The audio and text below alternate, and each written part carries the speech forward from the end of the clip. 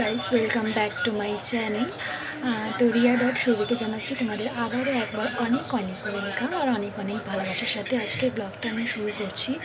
আশা করি তোমরা ভালোই আছো আর আমরাও কিন্তু মোটামুটি ভালোই আছি। তো আজকে তোমাদের সাথে একটা রেসিপি শেয়ার করব, মানে মাটনেরই, মানে খাসির মাংস, মাটন। তো সেটা দিয়ে একটা রেসিপি শেয়ার করব। তো কম বেশি খাসির মাংস বানাতে আমরা সবাই জানি, তাই না? তো এই মানে পদ্ধতিটা আমি একটু আলাদা করে ট্রাই করতে যাচ্ছি। আমিও ফার্স্ট ট্রাই করব। তো চলো দেখা যাক কেমন হয়। তো ফার্স্ট ও লাস্ট সবটাই তোমাদের সাথে শেয়ার করব। তো কেমন লাগছে তো চলো তোমাদেরকে দেখাই। তো দেখো গাইস, আমি এখানে মাংসের জন্য আলু কেটে রেখেছি। এখানে কয়েকটা গোটা রসুন দিয়েছি আর কতগুলো আমি পেস্ট করে দিয়েছি। এখানে রেখেছি কাঁচা লঙ্কা, কারণ আমাদের বাড়িতে ঝাল একটু কম খায়, তাই আমি ঝালটা একটু কমই দেবো। আর এখানে আমি পেঁয়াজ কুচিয়ে রেখেছি। আর হচ্ছে মাংসটা তোমাদেরকে দেখাচ্ছি। তো দেখো আমি এখানে মাংসটা ম্যারিনেট করে রেখেছি। তো ম্যারিনেট করার জন্য আমি দিয়েছি সবার ফার্স্টে লবণ, হলুদ, জিরের গুঁড়ো, লঙ্কার গুঁড়ো, একটু সামান্য ধনিয়ার গুঁড়ো আর হচ্ছে কাঁচা তেল, মানে সর্ষার তেল দিয়ে আমি খুব ভালো করে কিন্তু এগুলোকে মাখিয়ে নিয়েছি। আর হ্যাঁ, সাথে হচ্ছে টমেটো পেস্ট আর আদা রসুন পেস্ট দিয়েছি। তো তোমরা তো জানোই আন্দাজ, মানে মাংস বানাতে তো সবাই জানো। এটা যেহেতু একটু আলাদা রকম করে আমি আজকে ট্রাই করব, তাই তো আর এখানে আমি মাংসের, মানে যেহেতু তোমাদেরকে বললাম এটা খাসির মাংস, তো তেলগুলো আমি আগে তুলে রেখেছি। তো কিসের জন্য তোমাদেরকে বলবো। তো মাংস ম্যারিনেট করতে তো আমরা কম বেশি সবাই জানি, কম বেশি মানে কি সবাই জানি। তো তাই আমি ম্যারিনেট করাটা তোমাদেরকে দেখালাম না। তো তোমাদেরকে তো উপকরণগুলো বলেই দিলাম যেগুলো আমি ইউজ করেছি এগুলোতে। তো সেগুলোই আমি দিয়েছি। এবার আমি কি করে মানে বানাচ্ছি সেটাই তোমাদের সাথে শেয়ার করবো। তো স্কিপ না করে তোমরা পুরো ব্লগটা দেখতে থাকো। আর যারা যারা আমার চ্যানেলে নতুন ভিউয়ার্স আছো তারা প্লিজ আমার চ্যানেলটিকে সাবস্ক্রাইব করে দেবে। আর পাশে থাকা বেল আইকনটিও কিন্তু অবশ্যই ক্লিক করে দেবে, যাতে করে আমি যখনই ভিডিও দিই সবার ফার্স্টে তোমরা পেয়ে যাবে। তো চলো এবার দেরি না করে আমি কী কী করছি আর কী না করছি সবটাই তোমাদের সাথে শেয়ার করবো। তো আশা করি তোমাদের ব্লগটা ভালো লাগবে। চলো দেখে নেবো ভালো করে, লাল করে আলুগুলোকে খুব সুন্দর করে আমি ভেজে নেব, কারণ আলুগুলো কাঁচা দিলে না বেশ ভালো লাগে না খেতে। তো দেখো আমি এখানে যে পেঁয়াজগুলো বিছিয়ে দিয়েছিলাম, তারপরে আমি যে ম্যারিনেট করে মাংসটা আধা ঘন্টা রেখেছিলাম সেটা তোমাদেরকে বলা হয়নি। আমি কিন্তু মাংসটাকে ম্যারিনেট করে যা যা উপকরণ তোমাদেরকে তো বললামই, তো সেসব উপকরণ দিয়ে আমি ম্যারিনেট করে আধা ঘন্টা মাংসটাকে রেখেছিলাম। তো পেঁয়াজগুলো বিছিয়ে দেওয়ার পরে আমি এখানে ম্যারিনেট করা মাংসটা দিয়ে দিচ্ছি আর দিয়ে দেবো সামান্য জল। তো দেখো আমি জলটা দিয়ে দিচ্ছি, আর একটু জল দেবো কারণ প্রেশারে তো সিটি মারবে। তো দেখো আমি কিন্তু প্রেশার কুকারটা বসিয়ে দিয়েছি। তো প্রেশার কুকারটা আমি বসিয়ে দিয়েছি।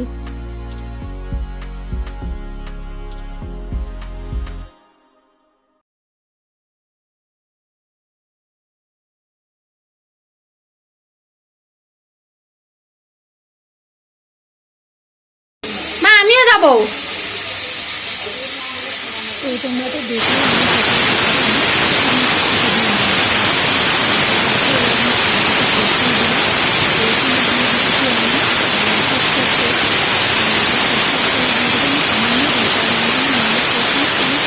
সর্ষের তেল দিয়েছি, তোমরা দেখেছো।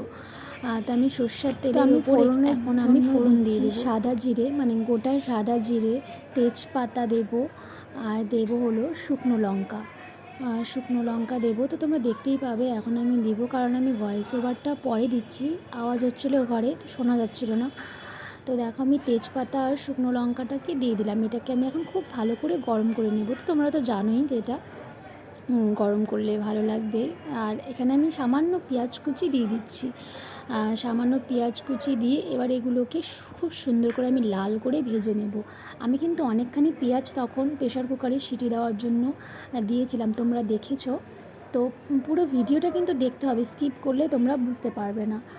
তো দেখো এখানে আমার পেঁয়াজগুলো খুব সুন্দর লাল হয়ে গেছে। এখন আমি প্রেশারে যে 3টে সিটি দিয়েছি ওই মাংসগুলোকে আমি এখন এখানে দিয়ে দেবো। তো গোটা রসুন দেখে তোমরা ভাববে তো আমাদের বাড়িতে গোটা রসুন খায়, তো তাই আমি দিয়েছি 2টো গোটা রসুন। তো দেখো এগুলোকে আমি খুব ভালো করে এখন কষাবো। সিটি দেওয়া হয়েছে, মাংস কিন্তু সেদ্ধ হয়ে গেছে, কিন্তু না কষালে কিন্তু কোনো জিনিস স্বাদ হয় না। তো আমি এখানে লাল লাল যে লঙ্কার গুঁড়ো সেটা কাশ্মীরি মির্চ দিয়েছি কালারের জন্য। আর আমাদের বাড়িতে বললামই ঝালটা একটু কম খায়, তাই আমি শুকনো লঙ্কার গুঁড়োটা বেশি দিইনি, তো আমি কাশ্মীরি মির্চটা দিচ্ছি যাতে কালারটা আসে। আর যে কোনো জিনিস তো বললামই, যত কষাবে তত কিন্তু স্বাদ, সেটা সবজিই হোক বা মাংসই হোক। তো সেদ্ধ তো হয়ে গেছে, খুব একটা জল দিতে হবে না। তো আমি খুব ভালো করে কষিয়ে এবার আমি জল দিয়ে দিলাম। আর যে তেলগুলো তোমাদেরকে দেখিয়েছি, সে তেলগুলো মাংসর সাথে একবারে সিটি টিটি দিলে কী হয় বলো তো, একদম গলে টলে একদম তেল তেল হয়ে যায়। তাই আমি হচ্ছে বাটিতে উঠিয়ে রেখেছিলাম তেলগুলো। তো জল দেওয়ার পরে আমি এখন তেলগুলো দিয়ে দিলাম। তো এটা তাহলে তেলটা গলেও না, আর খেতে খুবই কিন্তু দারুণ লাগে।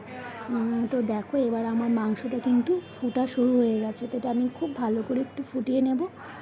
আর নামানোর আগে আমি দেব সামান্য গরম মশলা। তো ঝোলটাকে আমি খুব ভালো করে ফুটিয়ে নেব। তো দেখো এইভাবে তোমরা একদিন ট্রাই করে দেখো। আমি কিন্তু আজকে ফার্স্ট করছি, তো ভয়েস ওভারটা তো আমি পরে দিচ্ছি। তো আমরা খাওয়া হয়ে গেছে আমাদের, মানে এতটা টেস্ট হয়েছিল। আর নামানোর আগে গরম মশলা দিতে হবে, মানে এতটা টেস্ট হয়েছিল। তোমরা সব সময় তো আমাদের একঘেয়েমি খাওয়া ভালো লাগে না, একটু অন্য অন্য এক্সপেরিমেন্ট করতে ইচ্ছে করে। তো আজকে আমি নতুনই এটা ট্রাই করলাম। তো সত্যি বলছি, তোমরা একবার ট্রাই করে দেখো, অবশ্যই তোমাদের ভালো লাগবে। আর হ্যাঁ, পুরো ভিডিওটা কিন্তু দেখবে, না হলে কোনো জিনিস কিন্তু স্কিপ হয়ে যাবে। তো আমি গরম মশলাটা দিয়ে দিচ্ছি। এই যে আমার দেখো মাটন কিন্তু রেডি। মাটন কিন্তু রেডি, দেখতে কিন্তু দারুণ লাগছে বলো, দেখতে কিন্তু খুব সুন্দর হয়েছে, আর খেতেও কিন্তু দারুণ হয়েছে। তোমরা একবার ট্রাই করো। তো আজকের ব্লগটা আমি এখানেই শেষ করছি, চলো টাটা।